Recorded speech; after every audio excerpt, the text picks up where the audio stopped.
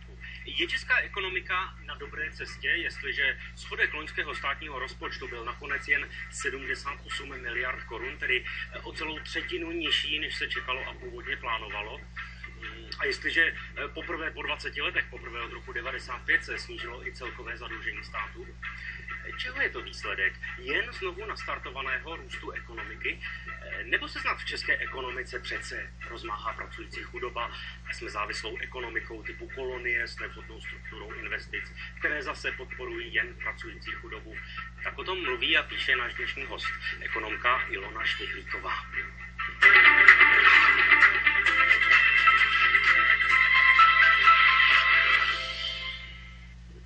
Paní Švihlíková, dobrý večer, vítám vás ve vysílání.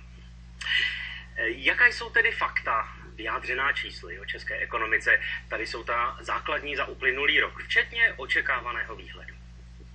Schodek státního rozpočtu byl loni nejnižší za posledních 6 let. Proti původním 112 miliardám korun skončil nakonec s deficitem 78 miliard. A to hlavně díky vyššímu růstu hrubého domácího produktu. Ten totiž přesáhl 2% místo očekávaných 0,8. Podle ministerstva financí se navíc lépe dařilo vybírat daň z příjmu i DPH. Výdaje vlády ale oproti roku 2013 narostly o 38 miliard. Podstatný je trend. My jsme znížili ten deficit a já na rok 2016 budu chtít předložit rozpočet s deficitem 70 miliard a pokud vždycky se nám povede skončit s menším deficitem, než je plánovaný, tak si myslím, že jsme na dobré cestě. Schodek je nižší, což je pozitivní zpráva. O to více negativní zpráva je, že pro příští rok vláda hodlá utrácet ještě víc, než zbytečně utrácela v roce loňském. Ten lepší schodek je způsoben především na straně příjmu, nikoliv na straně úsporného chování vlády. Očekávání českých firem pro letošní rok jsou výrazně optimističtější, než jaká měly pro ten loňský. Ekonomika by totiž podle odhadů měla i letos růst o víc než 2%. Rozšiřovat své výrobní kapacity proto plánuje většina průmyslových odvětví. Chtějí i nabírat nové lidi. V současné době v naší společnosti pracuje kolem 100 lidí, předpokládáme nábor dalších zhruba 30 zaměstnanců. A budou se taky zvyšovat mzdy. Podle průzkumu hospodářské komory se to týká téměř poloviny firem.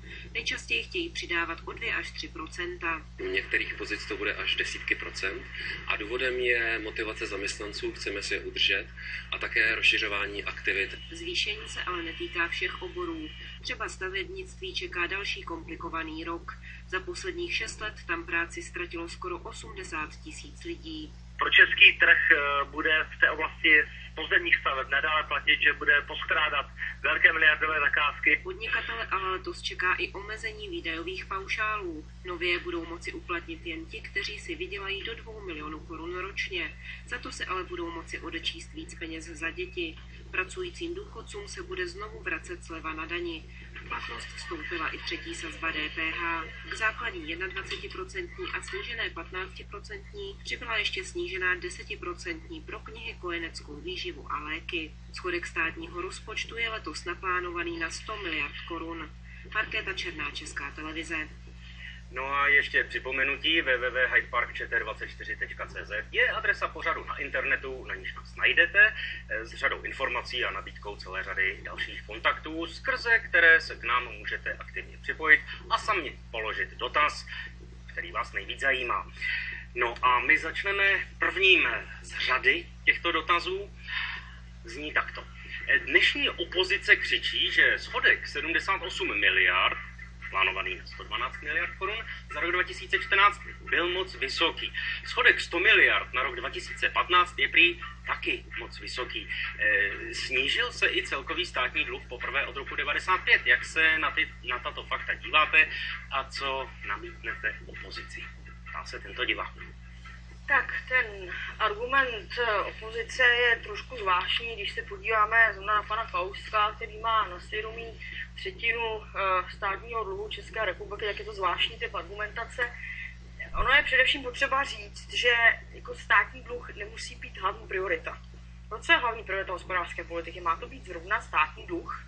Nemá to třeba být jako to, jaký je životní standard, nebo jak se vyvíjejí mzdy? Nebo... Cítím z vašich slov, že právě to si myslíte.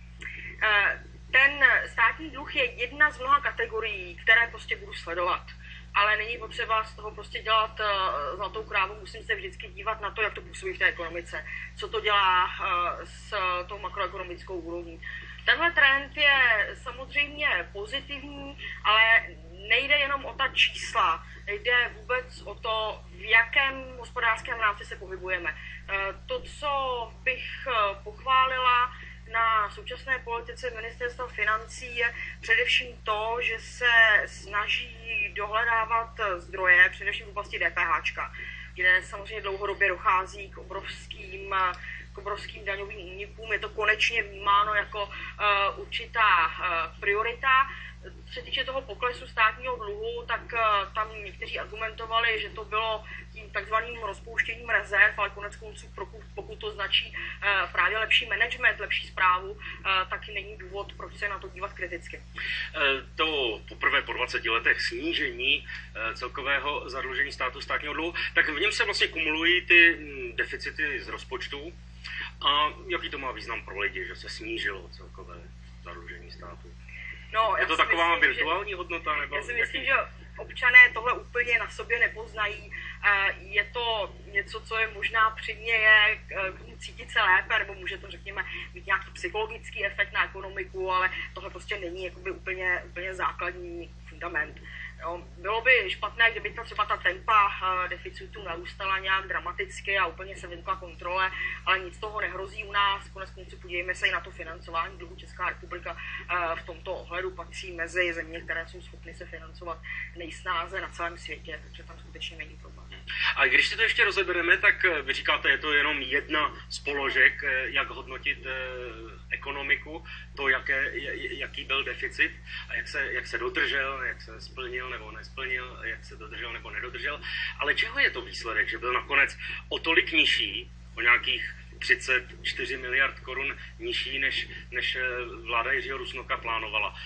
Je to výsledek onoho lepšího výběru daní, jak jste zmínila, nebo je to prostě jenom, že ta vláda Jiřího Rusnoka to špatně odhadla, nebo to snad jde ještě za vládou Petra Nečase, která právě na stabilizaci rozpočtu kladla důraz i za cenu škrcení investic, což jí bylo vytýkáno. Tak kladla na to důraz s tím výsledkem, že právě s těmi pravicovými vládami máme rekordní zvyšování veřejného dluhu.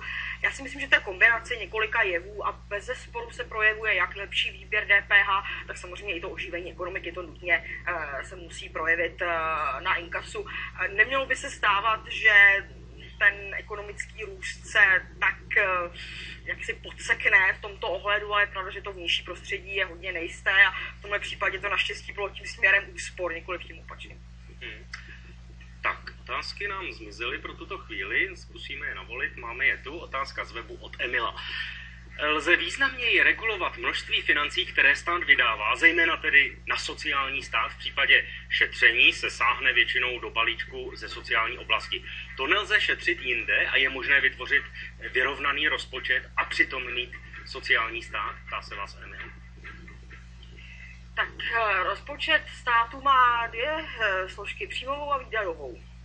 A právě u těch minulých, respektive předminulých vlád, a ta koncentrace byla na tu výdajovou stránku. Přitom to, co je u nás dlouhodobě problém, je složka příjmová. A to se týká jednak toho, že se nepříliš dobře vybíraly daně a byla podceňovaná ta DPH, a potom celkově daňového mixu, jaké máme složení daní, jak jsou namíchány.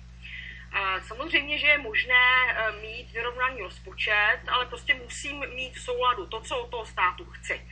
A tady je potřeba, aby byl nějaký konsenzus minimálně aspoň u vlády, co chci, aby zajišťoval stát. A potom na to musím hledat zdroje. Najdeme ze světě mnoho příkladů států, které jsou velmi malé, mají velmi malou daňovou kvótu a nezajišťují de facto nic. A můžeme mít, řekněme, velké státy ve smyslu toho, že mají vysokou daňovou kvótu a hodně přerozdělují a ty často problémy s rozpočty nemají, to je typicky Skandinávie, která se v tomhle ohledu udává. Souvisí to s tím, jaký model si vybere Česká republika. Znamená, jaký typ státu bychom tady chtěli mít, jestli na tom bude nějaký celospolečenský konsenzus nebo minimálně nějaký dlouhodobější, a to se potom musí odrazit v té daňové složce. No a podle vás, jaký model je optimální? Tady Emil argumentuje nebo používá výraz sociální stát a ten výraz bývá někdy používaný až v pejorativním významu. Sociální stát, něco, co nemá být. Do jaké míry má tedy stát být sociální? To je politické rozhodnutí. Já sama jsem příznivcem sociálního státu, i když je potřeba říct, že sociální stát může mít zase některé různé, máme v různé formy, prostě něco jiného trošku Německo, jiný typ je skandinávský, ale obecně řekněme, že to je stát, který se snaží zajišťovat své občany proti sociálním rizikům, ale zároveň je spjat, a to je právě ta Skandinávie, i s vysokou mírou výdajů na vzdělávání v širokém slova smyslu a na vědu a výzkum. To znamená, může stát typu České republiky být státem sociálním a mít vyrovnaný rozpočet. No, samozřejmě, že může. Ale potřebuje změnit v současné situaci. A v té souvislosti jedna věc je taková, nad kterou se musí každý pozastavit. Tak ten deficit loňského státního rozpočtu byl nakonec minus 78 miliard korun. Ekonomika roste, znovu se nastartovala a tato vláda předložila rozpočet, ve kterém navrhuje deficit 100 miliard korun. Tedy o 22 miliard ho prohlubuje. Je proto ta chvíle? No, ono hodně záleží, jakými způsoby ty prostředky vydáváte. To znamená, jestli je tam nějaká investiční složka, u které očekáváte, že bude mít multiplikační efekt ekonomice, a potom to samozřejmě má plusové body. No, jako ten deficit sám o sobě, ta částka vám příliš mnoho neřekne o tom, jakým způsobem ty výdaje v té ekonomice zapůsobí. Ale říkám, dlouhodobě prostě ten problém českého rozpočtu a českých veřejných financí je na příjmové straně, ne na té výdajové. My nemáme nějak nadměrné výdaje. V sociální oblasti, když se podíváme na srovnání v rámci Eurostatu, tak jako my žádný sociální stát nemáme, když se u nás neustále odbourává, tak ty jednotlivé sociální výdaje rozhodně no ale jsou... pak tedy ani vláda neplánuje dostatečné příjmy, pokud je to tak říká. Ta priorita vlády, respektive ministerstva financí, abych byla přesnější, tak jak jsem ji pochopila já, je zlepšit výběr daní. Od toho si relativně hodně slibuje. Otázka je, jestli ne příliš nadmíru. Kdežto já se domnívám, že pokud bychom chtěli postoupit směrem, řekněme, k více sociálnímu státu, což asi nebude úplně konsenzus koalice, to bychom potřebovali změnu toho daňového mixu. To znamená změnu struktury daní a samozřejmě i zavedení některých třeba sektorových daní, konec konců myslím, že to měla v programu sociální demokracie, ale nakonec tedy ta hlavice asi nebude realizovaná v této koalici. Nevypadá to. Když mluvíte o tom daňovém mixu, tato vláda zavedla třeba třetí položku daně z přidané hodnoty a neplatí tedy ta poučka někdy zmiňovaná, že výběr daní je tím efektivnější, čím jsou jednodušší a čím je sazeb méně. Ne, to není otázka sazeb. Víte, to by potom katastrofálně vybírali daně všechny země téměř Evropské unie, myslím na západ od nás, které mají mnoho výjimek, hlavně v oblasti DPH, protože to je velice citlivá daň. A ona nejvíc dopadá na ty nejchudší, to je degresivní daň. Takže ta představa, že více sazeb komplikuje, to spíš jakoby odráží neschopnost nebo neochotu ty daně vybrat. Obecně platí, že čím je ta země méně vyspělá, třeba rozvojové ekonomiky, které řekněme, ten stát nefunguje moc dobře, tak má tendenci se koncentrovat hodně na DPH a na jednu sazbu, protože to prostě neumí vybrat. Jo, není toho schopen. A naopak, čím je vyspělejší země, tím si může dovolit, řekněme, pestřejší daňový mix. A to zase neznamená, že má být zaplevený spoustou výjimek, jo. To hovořím o sazbách, ne o výjimkách. Postoupíme dál. František se vás ptá, mluvíte o problému pracující chudoby, ale co s tím? Jaký plat by tedy měli tito lidé mít a jak byste zařídila, aby tomu tak opravdu bylo? Pracující chudoba není problém jenom u nás, je to problém, který přišel z rozvojových zemí do vyspělých, velmi silně ve Spojených státech, ale třeba i v Německu. Je potřeba nejprve si vyjasnit ty důvody, potom hledat samozřejmě řešení. Jedno z nich se automaticky nabízí a to je otázka minimální mzdy. Ve chvíli, kdy minulý rok jsme prostě měli minimální mzdu na 1/4 průměrné a byla pod prahem chudoby, no tak jako v tu chvíli samozřejmě ta minimální mzda vůbec neplní svůj účel. Takže to její postupné zvyšování v tomto ohledu poměrně logické. Ale je tu druhý problém a tady si myslím, že si nevystačíme jenom u České republiky a to je prostě to, že technologie vytlačuje čím dál tím víc práce. Tohle je téma, které dneska rezonuje vlastně u všech velkých ekonomů a všichni se ptají, co s tím, protože zkrátka dobře při tom postupu automatizace čím dál víc lidí se stává přebytečnými. Co s tím? No, se vás ptám. Tak, jsou různé návrhy, já zmíním aspoň velmi rychle dva. Ten jeden z nich je takzvaný základní příjem. To vyvolalo trošku debatu i u nás, i když to téma asi nebude moc známé. To je, řekněme, by to byla nějaká univerzální dávka, prostě univerzální příjem, který by dostávali občané na základě již jaksi své samotné existence. Musím říct, že mě docela překvapilo, že třeba i Noriel Robíny, který je takový poměrně tradiční ekonom, tuhletu ideu zmínil. Já jsem spíš příznivcem toho druhého přístupu, který rozlišuje mezi zaměstnáním a prací. Myslím, že to, s čím se budeme potýkat celý západní svět, kde samozřejmě ty technologie jsou na vyšší úrovni, je to, že budou ubývat placená zaměstnání, ale to neznamená, že neexistuje práce. Existuje obrovské množství práce, hlavně v té oblasti sociální, výzkumu, vývoje, vzdělávání, kultury a tak dále. Ale tam má ten problém, že negeneruje zisk, aspoň rozhodně ne v krátkém období. To znamená, tam by potom musel nastoupit stát, nebo řekněme obecně veřejný sektor, obecní, komunitní, který by tyhle věci financoval. Každopádně to bude veliká změna, která nás čeká v průběhu budoucích let. A je to něco, co v současné době skutečně velmi silně v debatě na západ od nás. Je to velké téma. Tady František se ptá, jaký platby tady lidé měli mít. Myslí asi, aby nepodléhali té pracující chudobě, tak vy jste ji tuším spočítala na 13 700 korun. Ano, spočítal času, je to 60% mediánu, přesně tak. Ano. A je tedy zvláštní nebo pozoruhodné, že do toho spadá čtvrtina zaměstnaných žen v Česku, asi 15% zaměstnaných mužů. Jak je to tedy vážný problém české ekonomiky? Je to stále vážnější problém. On má jednak tu dimenzi právě, že to jsou velmi často ženy, které se nacházejí v těch velmi nízko placených zaměstnáních. A je to samozřejmě velmi silný demotivační faktor. Protože ve chvíli, kdy máte práci a neuživíte za ní sebe, natož pak svoji rodinu, tak to samozřejmě není motivující a navíc tu ekonomiku jako celek makroekonomicky vás to staví do velice nevýhodné pozice. Jedním z takových možných řešení, ne samospásných při té technologické změně, ale pro nás samozřejmě je to, o čem se hovoří už dlouho, musíme se nutně posunout k výrobám s vyšší přidanou hodnotou. No, pokud tohle Česká republika neudělá, tak prostě zůstane zaciklená v té pozici závislé ekonomiky, která vítá investice typu Amazon. A máte příklad takové práce s přidanou hodnotou? Myslíte jako příklad země, která se posune na přidané hodnotě? Příklad pracovních míst, která by měla být vyhledávána a třeba vládou nabízena, zřizována. Obecně jde o to, aby ta výroba neměla přepracovací charakter. To, co se dneska děje hodně u nás, nebo co je dominantním znakem české ekonomiky, je dovoz něčeho, tady nějaká montáž, řekněme středně kvalifikovaná a vývoz. Samozřejmě ne u všech, ale je to dominantní znak české ekonomiky, ten přepracovací charakter. A my se musíme posunout dál, ale to předpokládá docela velké změny. Předpokládá to, že máte nějakou vlastní vědeckou výzkumnou bázi, že vám neoteče nikam kam a že tu hodnotu udržíte v téhle ekonomice. Ale v první řadě předpokládá, že to bude prostě priorita té vlády, že to vůbec si bude uvědomovat, že tohle je problém. A to si myslím, že se moc neděje. No a vy jste se tady už dotkla toho problému minimální mzdy, tato vláda tedy pracuje na tom, aby ji zvyšovala a to podle vás vlastně nemá smysl, tato minimální mzda, čili řadíte se k těm.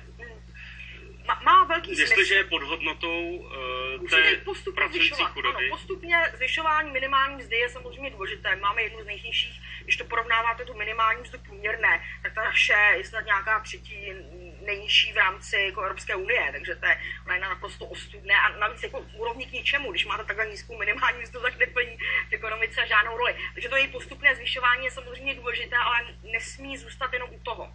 Jo, jakoby nemůžete jenom jednu veličinu změnit. Vy potřebujete, podle mého názoru, v té ekonomické politice změnit tu strukturu té ekonomiky. No, tam u nás není příliš dobrá. No a vy jste mluvila o minimálním příjmu, garantovaném příjmu, na místo minimální mzdy, tedy ten příjem, ten by nebyl vázaný na to zaměstnání samotné. Má na to český stát toto vyplácet? Tohle je otázka obecně. Víte, tohle je koncept, který je poměrně nový a diskutuje se o něm hlavně v těch západních zemích právě v souvislosti s tím technologickým pokrokem. Jo?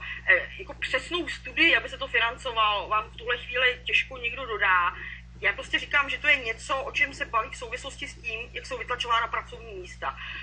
To by zavedení tohohle by úplně jako proměnilo ekonomiku, takže to by byla tak obrovská změna, že si asi tohle chvíli nedokážeme představit. Bylo by to něco jako dávka v nezaměstnanosti, ale nebylo by to vázané na vyhledávání pracovního místa. Přesně tak. Další divák klade tento dotaz na webu. Docela mě šokovalo vyjádření Dlouhého, tedy myšleno Vladimíra Dlouhého, prezidenta Hospodářské komory. Podle něhož se musí u nás radikálně snížit cena práce. To budeme pracovat jen za chleba a vodu, nebo jak si mám tato prohlášení blahobytných kvaziekonomů vysvětlit? Klade dotaz tento divák. No, on má zřejmě na mysli vyjádření prezidenta Hospodářské komory o tom, že v Česku je třetí největší zatížení práce, myšleno co odvodů.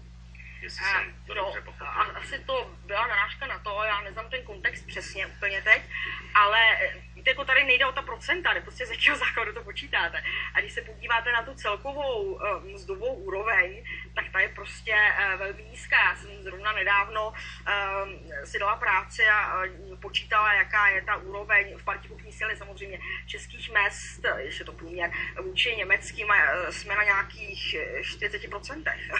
Takže víte, to je zase to, co má být strategií České republiky. Pořád se točíme kolem jednoho velkého tématu. Pokud prostě budeme chtít konkurovat cenou, no tak potom jako se musíme jako dívat směrem na Bangladeš a na další země, protože jako jiné cesty není, což si myslím, že je fundamentálně chybná úvaha. A nebo se musíme začít dívat na model s vyšší přidanou hodnotou, asi jinou strukturu ekonomiky, ale na to je prostě potřeba jako mít vládu, která jednak o tom ví a jednak má nějakou vizi a taky je schopná nějaké konkrétní kroky k tomu předložit.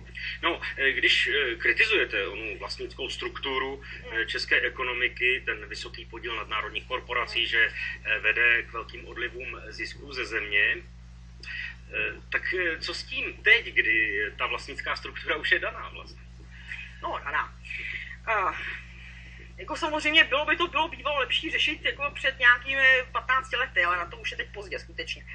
V první řadě je potřeba si říct, že skutečně chápeme jako problém, že z české ekonomiky nám utíká nějaký, řekněme, 300 miliard ročně. Já jsem moc nezaznamenala, že by tohle bylo vyloženě v politické rovině chápáno jako problém. Mimochodem, když řešíme schodky, jako, které jsou 100 miliard, tak tady těch 315 miliard očividně jako nikomu nechybí, nebo se o to nějak zvlášť nestará. Potřebujeme zvýšit míru zadržování v té české ekonomice a podporovat investice, ne Amazon, ale které budou mít vyšší přidanou hodnotu. A k tomu musíme udělat i změny v rámci české ekonomiky. Já si myslím, že my strašně moc potřebujeme domácí kapitál na financování. Jsme strašně závislí na externím financování. Potřebujeme... Je tu takový kapitál? Jako stát si ho může obstarat, to je problém. Česká rozvojová banka, potřebujeme soustavu českých bank, které budou financovat lokální rozvoj. No, tohle jsou věci, které u nás úplně chybí. My jsme se hodně v těch posledních letech soustředili na ten příliv těch zahraničních investic, ale prostě ono to jako má své dopady. Ve chvíli, kdy ty investice dominují v té ekonomice, tak jako nikdo tady neinvestuje, protože jsme mu nějak milí a pro naše hezké oči, ale prostě chce z toho něco mít. A když ty investice dozrají, tak si samozřejmě začne stahovat ten kapitál zpátky z té ekonomiky. A my se vlastně můžeme dostat do takového perpeta mobile, kdy neustále budeme lákat investice, jako je Amazon, na levnou pracovní sílu, zisky odtečou někam jinam a my to budeme řešit dalším lákáním investic. To není žádná hospodářská politika. Čili nevyhledávat podle vás investice, které budou nabízet pracovní místa, jenom pracovní místa jako taková? Nevyhledávat investice, které jsou založené na nízké mzdě a katastrofálních pracovních podmínkách a podporovat, když už zahraniční investice, tak je podporovat jenom ty, které přinášejí vyšší přidanou hodnotu a hlavně nedotovat pracovní místa. Jo? Jako dotace pracovních míst většinou prostě vede k tomu, že se vytvoří spousta pracovních míst, je nějaká minimální mzda. No, my potřebujeme podporovat, když už investice, které budou mít vyšší mzdy. Potřebujeme zadržet ty mzdy tady. Jo, nesmí nám utíkat pryč. A to, co vám neutíká pryč, jsou právě ty mzdy, to je kupní síla, což je i životní standard. No ale vidíte, nebo viděla jste v poslední době někde tady kolem nás nabídku takových investic, takových investorů? Já si myslím, že ta nabídka se dneska objevuje spíš v Číně, která velmi rychle jde nahoru v tom žebříčku přidané hodnoty. Ona má jeden z největších růstů mezd vůbec. A taky si myslím, že bychom neměli spoléhat jenom na to zahraničí, ale taky se přičinit trošku sami. František Zahradník. Kritizujete odtékání dividend z českých firm zahraničním majitelům. Kdyby Česko jakkoliv omezilo možnost vyplácení dividend, spolehlivě tím zastaví jakékoliv zahraniční investice u nás. Kdo pak zaměstná naše nekvalifikované, líné, nezaměstnané? Zase František Zahradník. Taký dotaz. Všichni nezaměstnaní jsou nekvalifikovaní a líní. Doufám, že panu Františkovi se nikdy nestane, aby byl nezaměstnaný. Já bych tohle o sobě sám přečet. Tady nejde o to zastavit ten odliv. No. Jde o to, jakými nástroji ty zdroje té ekonomice zadržet, plus jak cílevědomě začít měnit tu strukturu, aby ten vliv těchto investic do budoucna oslaboval. To není jenom otázka, jakoby, že jednorázově třeba něco budete chtít administrativně omezit, ale spíš jak změnit celý ten hospodářský model, který Česká republika má. Vidíte, že by tato vláda kráčela tímto směrem? No já tam vidím jeden dobrý náznak. Na úřadu vlády vznikl dokument, myslím velmi kvalitní, já ho doporučuji, kudy chodím, který se tímhle zabývá. Ale mám velké obavy, že to zůstane jenom tam. Pavel se ptá, liberálové často říkají, pokud se zaměstnanci nelíbí podmínky, plat může jít za lepším. V čem podle vás tato úvaha v Česku selhává? Vždycky se najde někdo, kdo do firem půjde pracovat za tu almužnu, takže se nebojí, že budou bez lidí. Tahle ta podmínka nebo tahle ta úvaha vlastně vychází z toho, že obě dvě ty strany, jak ten zaměstnanec a ten zaměstnavatel, mají víceméně stejnou sílu, protože mají symetrické postavení. To samozřejmě není pravda, ten zaměstnanec je v podstatně slabším postavení, protože tam má něco, co ho živí. To znamená, že on je v postavení vlastně jakoby životní nutnosti a také kvůli tomu vlastně vznikly odbory, jakoby možnost nějakého kolektivnějšího vyjednávání a větší síly. Plus tady máme samozřejmě i ten vliv těch technologií. Takže ta představa, že to vyjednávání je úplně rovnoměrné, to možná bude platit u některých, řekněme, velmi kvalifikovaných odborníků, ale ne u jaksi většiny pracovní síly. Takže selhávají v Česku odbory, jestliže čtvrtina zaměstnaných žen je pod hranicí oné pracující chudoby 15% zaměstnaných. Myslím si, že je potřeba taky vidět, jak vysoká nebo spíš jak nízká je ta odborová organizovanost. Ona není příliš vysoká a to má samozřejmě taky potom svůj dopad. Ono taky se mění i ta struktura těch firm. Jakoby už úplně nedominují takové ty veliké firmy, které samozřejmě pozbuzovaly tu odborovou organizovanost, takže těch faktorů je tady víc. Karel Kyčmer, paní Šichtařová v loni v Hyde Parku tvrdila, že máme třetinové platy oproti západu proto, že máme nízkou produktivitu práce. Znám firmy, píše Karel Kyčmer, které mají pobočky v Česku i v Německu. Produktivita práce v pobočkách v Česku je větší a přesto platy třetinové. Proč? To jsem už vlastně uvedla, protože jste v pozici závislé země. Já právě, když jsem si dělala ty propočty, to srovnání těch českých a německých mezd na pardě kupní síly a té cenové úrovně, tak tam je, a té úrovně výkonové, to znamená jakoby HDP na hlavu, tak tam nám někde prostě chybí nějakých 26% bodů, což je strašně moc. To znamená, u nás ta mzdová úroveň je skutečně jakoby enormně nízká a ta moje hypotéza je, nebo ten můj důvod, který já v tom vidím, je právě ten odliv zisků. Jo? To znamená, že jsme v pozici té nesvéprávné ekonomiky, která vlastně není schopná si sama tu mzdovou úroveň navýšit. S tímhletím argumentem se setkávám poměrně dosti často. Ono jako samozřejmě, kdyby tady ta produktivita byla jako nějak úplně mimo, tak by ty firmy třeba nemusely mít vůbec jako zájem se mít. Jo? To jako vždycky je samozřejmě nějaké porovnávání. A ten rozdíl je skutečně velký. Liší se tedy ekonomické výkony, produktivita práce v Německu a v Česku? Liší se tam mzdová úroveň, to, co mám v hlavě... Mzdová úroveň, ano, to jsme řekli. Ale výkony a produktivita? Liší se ta úroveň HDP, ano, ale jakoby tam ten problém je, že ten výkon je nestejnoměrný. To znamená, na mzdách vůči Německu jsme na 40% a na hospodářském výkonu jsme na 2/3. A to jako není úplně normální, aby tahle dvě čísla byla v tak enormním rozporu. No a když mluvíte o té závislé ekonomice, tak může malá, i když je otázka, jestli česká ekonomika, třeba v kontextu Evropské unie je malou ekonomikou, tak může ekonomika typu České republiky v těsném sousedství ekonomického obra Německa být nezávislá? To víte, že vždycky budete mít nějaký vliv té velké země. Ten tam samozřejmě bude, ale to neznamená, že úplně rezignujete jako na vlastní struktury a na vlastní systémy financování. To přece není nutné. A to, že to takto je, ta disproporce, i 25 let po revoluci, to není normální. Ne, to není normální. To je prostě, jako kdyby tam lítalo nějakých 10% bodů, ale jako 26 to je hrozně moc. Dotaz Facebooku od občanského sdružení Hroší kůže. Jaký je váš názor na současnou podobu důchodové reformy, včetně zrušení druhého pilíře? Je současný systém dlouhodobě ufinancovatelný a poskytuje záruky těm, kteří do něj přispívají? To je hodně otázek na jedno. Tak obecně názor, proberme to takto postupně, zrušení druhého pilíře. Tak je to něco, co konec konců sociální demokracie ohlašovala.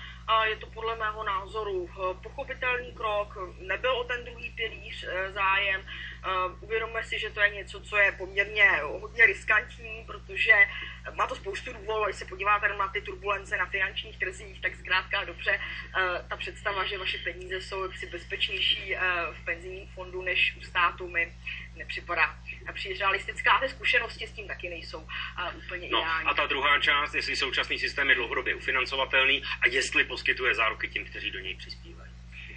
Tak kdo už má vám dát větší zárku než ten stát? Jako, když nebude fungovat stát, tak jako, kdo bude potom fungovat? Bude fungovat jako nějaký soukromý penzijní fond? Tím bych si nebyla úplně jistá. A jestli je dlouhodobě ufinancovatelný, zase je to otázka priorit. Pokud si řekneme, že ty zdroje prostě chceme mít na to, abychom zajistili důstojný život seniorům, tak se potom musíme ptát, jakým způsobem. Já si myslím, že není úplně šťastné zdaňovat tu práci, která už je sama o sobě jako faktor, který jako má problémy, protože ty technologie, ten kapitál je silnější. Takže si myslím, že z hlediska nějakého dalšího časového horizontu by bylo rozumnější zdaňovat něco jiného než tu práci. Ale jako pokud ten stát se prostě rozhodne, že tu garanci dá, tak je to zase politické rozhodnutí, kde na to ty zdroje vezme. Není, jakože automaticky to není ufinancovatelné. Prostě musím najít ten daňový zdroj nebo jiný příjem, kterým to zajistí. Vy takové vidíte? Takové zdroje? Já si myslím, že je potřeba zdaňovat zdroje tam, kde jsou a ne tam, kde nejsou.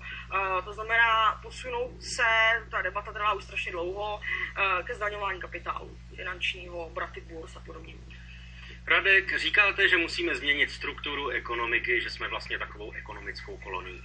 Jak lze měnit ekonomiku? To je přece záležitost velmi dlouhodobá. Jak by tedy podle vás měla vypadat struktura české ekonomiky?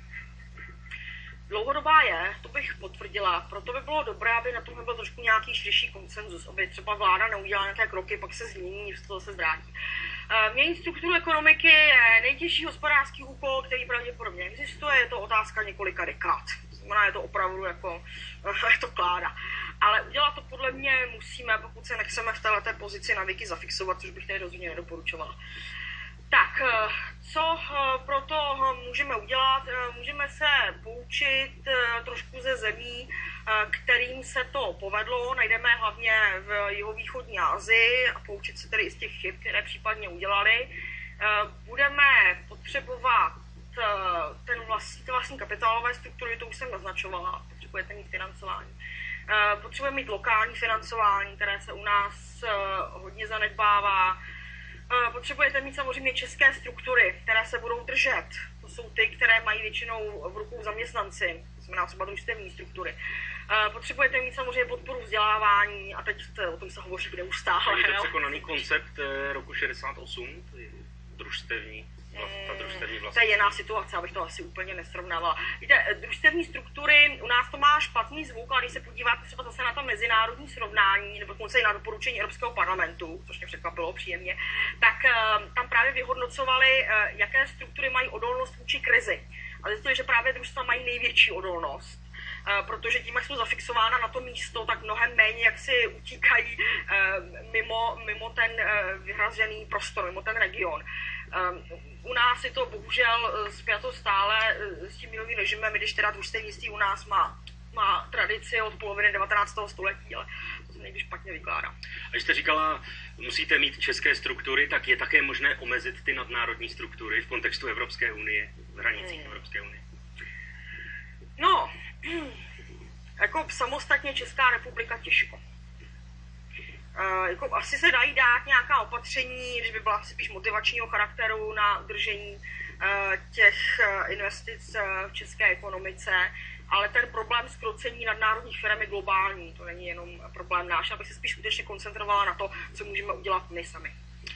Na Facebooku Táňa, dovolí Angela Merkelová Řecku opustit Evropskou unii? Už všemi podpůrnými kroky směrem k Řecku Evropská unie zachránila západní věřitele, takže asi ano.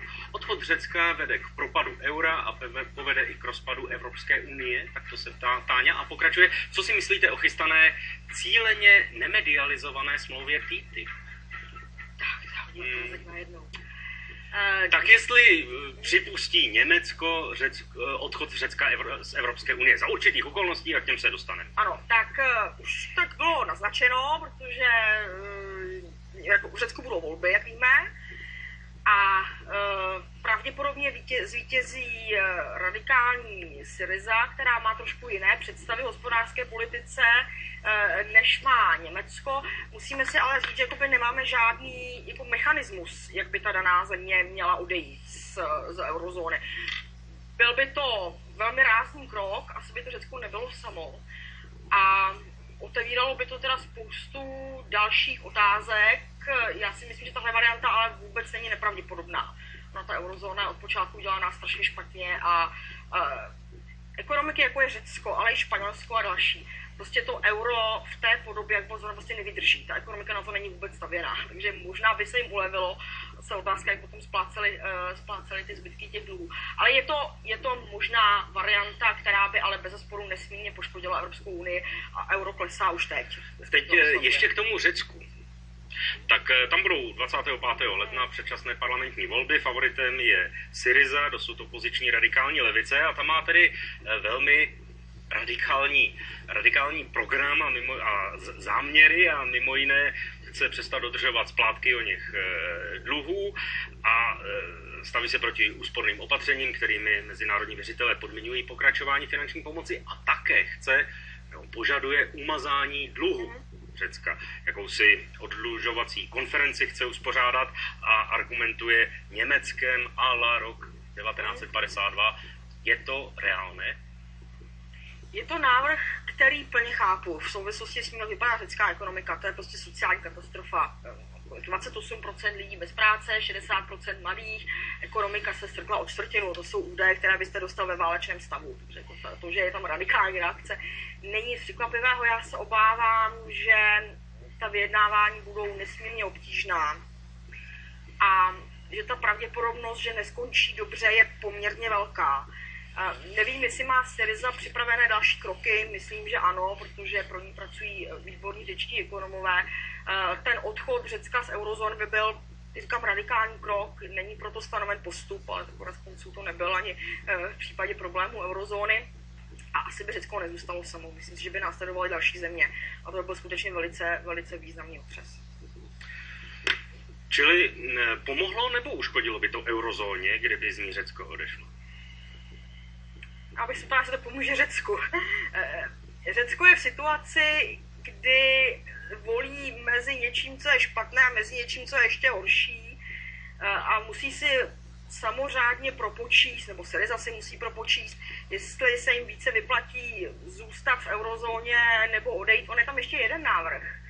Mě zarazilo, že tak zapadl. Německý ekonom Thomas Mayer na počátku té takzvané dluhové krize navrhl podle mě něco, k čemu bychom si měli vrátit, a sice to, že by si Řekové nechali euro, ale zároveň pro svou interní potřebu měli drachmu, by měli svoji vlastní měnu.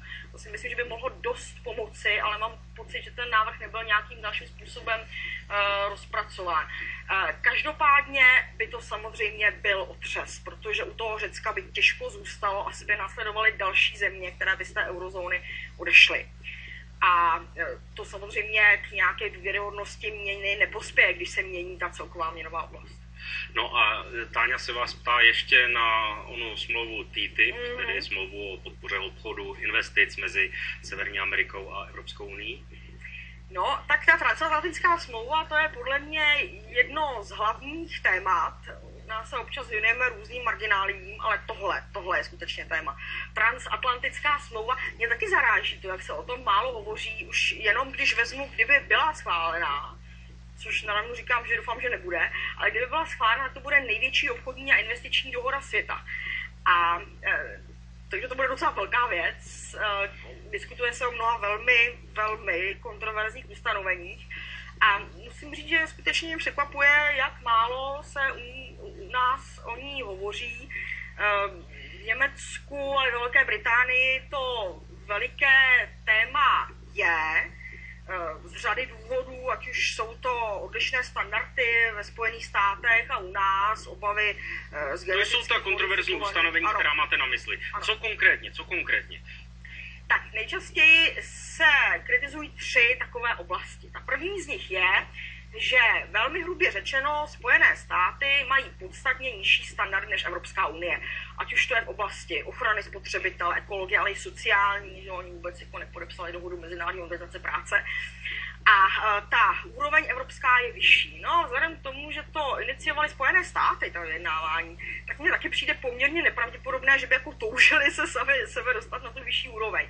Takže je velká obava o to, že v tom dojednávání půjde o to ty evropské standardy snížit, nebo dokonce je úplně zrušit. To je první velká skupina obav.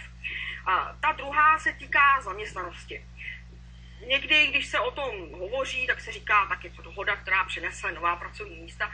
Problém je v tom, že jako to moc nedokážete a hlavně ty minulé zkušenosti s dohodami tohoto typu ukazují, že spíš dochází k zániku pracovních míst než tvorbě nových pracovních míst. Takže jako očekávat od volného obchodu nová pracovní místa je nesmysl. Jako volný obchod kvůli tomu nefunguje. Tak má proč to tak je? Ta praxe, jak jste ji popsala, že... Tak víte co, vůbec jako v teorii volný obchod je nástroj efektivity a specializace. Ten nemá za úkol tvořit nová pracovní místa. On vám tu ekonomiku restrukturalizuje, často velmi šokově, a může se vám klidně stát, že vám jako smete odvětví, která jsou pracovně náročná, třeba textil v Evropě. A naopak zvýrazní některá, kde prostě to moc nepotřebujete. Jo? To znamená, jako volný obchod prostě není sociální nástroj, nikdy nebyl. A jako tohle o mě čekat je nesmyslné. Koneckonců výsledky severoamerické zóny volného obchodu nám to jasně ukazují. A ten třetí balík obav se týká té doložky investor-stát. To znamená řešení sporů mezi soukromými nadnárodními korporacemi a mezi státem, kdy vlastně ty soukromé firmy mají možnost žalovat stát, pokud učiní nějaká opatření, které ohrožují jejich budoucí zisky. A to je něco, s čím je ve světě šílená zkušenost. Dokonce i ekonomist, který není úplně, řekněme, progresivně kritický, k tomu nedávno vydal článek, který si upozorňuje, že obrovsky roste ve světě počet těch arbitráží a že se platí stále větší částky, samozřejmě vyhrávají korporace, nikoli státy. A že to je velice nebezpečný trend. Ono vám to vlastně úplně limituje hospodářskou politiku. Jo? Dejme tomu, že prostě nějak, třeba Ekvádor si vezmeme. Ekvádor se rozhodne, že z ekologických důvodů nechce povolit těžbu v nějaké části deštných pralesů, přijde firma Occidental, ta ho žaluje, je tam ta arbitrážní klauzule a Ekvádor prohraje 2,3 miliardy dolarů. No, myslíte si, že evropští politici a ekonomové si toto neuvědomují, když na přípravě smlouvy TTIP pracují? Víte, já se dívám na tu severoamerickou zónu volného obchodu. To je takový trošku předvoj. A tam tahle ta doložka je, tam je to článek 11, a je tam ještě jiná, je tam doložka přiměřenosti, která Kanadě ukládá, že musí dodávat své energetické zdroje do Spojených států, kdyby sama neměla dost. A vždycky, když tohle vykládám svým studentům, tak na mě nevěřícně poulí oči, říkají, proboha, proč to podepsali? Jak je to možné, co pak to nevěděli? A říkám, no věděli to moc dobře, ale hájí zájmy všeho možného jiného než svých občanů. Já bych moc nesázela na to, že evropské elity budou hájit zájmy evropských občanů. Pokud bude smlouva podepsaná, jak to poznají lidé v Česku? Poznají to enormně. Jinak samozřejmě dojde k tomu, že se budou mít obchodní toky v rámci Evropské unie. Jo, dneska ten vnitroobchod je velký, on se nutně bude přesměrovávat částečně ke Spojeným státům. Poznají to, pokud to bude v těch intencích, jak máme zatím zprávy, zatím indikace, tak to poznají na kvalitě potravin, na ohrožení sociálních práv. No a samozřejmě i na tom, že některá pracovní místa můžou úplně zaniknout. Já to považuji za jedno z největších rizik vůbec a musím říct, že mě velmi, velmi zlobí, jak málo se o tom mluví. A že obecně je to považováno za nějaký neutrální nástroj. To prostě není neutrální nástroj. Ve chvíli, kdy si nastavíte pravidla tohohle typu, tak vám to úplně změní tu danou ekonomiku. A další dotaz je tento od Tatiany, Mezinárodní měnový fond a Evropská unie nyní půjčí na Ukrajinu, do Ukrajiny píše, mnoho miliard a jednou je budou chtít vrátit. Dopadne to za nějaký čas stejně jako s Řeckem, že pak všichni z našich daní budeme zachraňovat tyto věřitele? Řecko je speciální příklad, kde ten jeho program těch škrtů byl řízený trojkou, to znamená nejenom MMF, ale byla to ještě Evropská centrální banka, Evropská komise. U té Ukrajiny tam působí už po několikáté Mezinárodní měnový fond. Víte, já bych se spíš ptala, jestli to Ukrajině pomůže, jestli to pomůže ukrajinskému lidu a samozřejmě o to zároveň, jestli tam můžeme doufat v nějaký pozitivní obrat a v tom, že by se teda ty zdroje vrátily, já si to moc nemyslím. Ta ukrajinská ekonomika je dlouhodobě velmi slabá, možná jenom jedno číslo. Ukrajinská ekonomika se nikdy za celých těch 25 let nedostala na svou předtransformační úroveň. Nikdy. To je katastrofa prostě. Je to ekonomika, která je ovládána oligarchy, de facto tam není funkční stát, když tam budete lít peníze, jakou máte jistotu, že se to nerozkrade, já bych řekla, že velmi malou. Takže jako najít pro Ukrajinu něco pozitivního. Víte, když se podíváte třeba na to srovnání s Řeckem, jak se paní ptala, tak podívejte se, jak ta Evropská unie se rozhodla se do toho Řecka pustit. A Řecko je 4krát menší než Ukrajina, má 4krát méně lidí a je asi 3,5krát bohatší. Teď mi řeknete, kde vezmete zdroje na to financovat obnovu Ukrajiny. Já to nevím. Na webu divák Michal, co říkáte na dosavadní účinek takzvaných protiruských sankcí? Pan ekonom Staněk řekl, že Ruská federace je určitě přežije, ale není si jist, jestli je přežije Evropská unie. Politika a obchod se zásadně nemíchají. Proč se Evropská unie takto sebe poškozuje? Rusko a zbytek tohoto sdružení se smějí. Sankce je vždycky hůl o dvou koncích. To tak je. Já bych řekla, že ty ruské sankce, protiruské sankce jsou bohužel jeden ze znaků, který se nám projevují stále víc. To znamená, ve světové ekonomice se čím dál víc setkáváme s tím, že ekonomické nástroje jsou používány pro geopolitické cíle. To není úplně ideální stav. To není jenom tenhle případ. Můžeme se podívat na roli Saúdské Arábie při poklesu cen ropy a tak dále. U té Evropské unie, víte, pozoruhodné je, že Evropská unie ty sankce schválila při vědomí toho, že její obchodní výměna s Ruskem je 12krát větší než obchodní výměna mezi Spojenými státy a Ruskem. Tak je asi jasné, na koho to jako dopadne víc, samozřejmě. A potom je tam ta jedna základní otázka, co od těch sankcí očekáváte? Proč to děláte? Co očekáváte od toho, že proti někomu zavedete sankce? Není to poprvé, je to nástroj, který se používal v minulosti, takže máme nějaké vyhodnocení. Obecně můžeme říct, že sankce poškozují tu ekonomiku a že mají nějaký zpětný dopad na toho, kdo je uvalil v různé míře, to záleží, ale že téměř nikdy nevedou ke změně politického chování. V tomhle ohledu prostě nemají ten dopad, který já nevím, jestli byl já vůbec nevím, jako co bylo vlastně zamýšleno. Mě by jako zajímalo, jestli by mi jako někdo z Evropské unie vysvětlil, jako co od toho očekávali. Jestli očekávali, jako, že tam padne režim, nebo nevím, ale musí si uvědomit, že jaksi odolnost ruská a ruského lidu je někde úplně jinde než odolnost západu. To je nesrovnatelné. A to, že Rusko ty sankce poškozují, to bezesporu, to vidíme. Je to ale kombinace jevů, je to kombinace vlastních strukturálních slabostí, padajících cen ropy, takže to není jenom jakoby jeden vliv, je to nějaká kombinace. Ale samozřejmě to má dopad i na Evropu. Podívejte se na pokles německých zakázek. Německo mělo poměrně hodně zajímavých zakázek v Rusku, ty samozřejmě jsou nyní oslabeny, přesto se oslabí samozřejmě nějaký vliv i do České republiky, takže ten dopad tam bude tam i ten dopad kapitálový. Jako. Je potřeba prostě si říct, co tím sledujete. Mně připadá stále více, že Evropská unie, prostě představitelé Evropské unie nesledují své zájmy, ale zájmy někoho úplně jiného. A sice? Spojených států. Proč?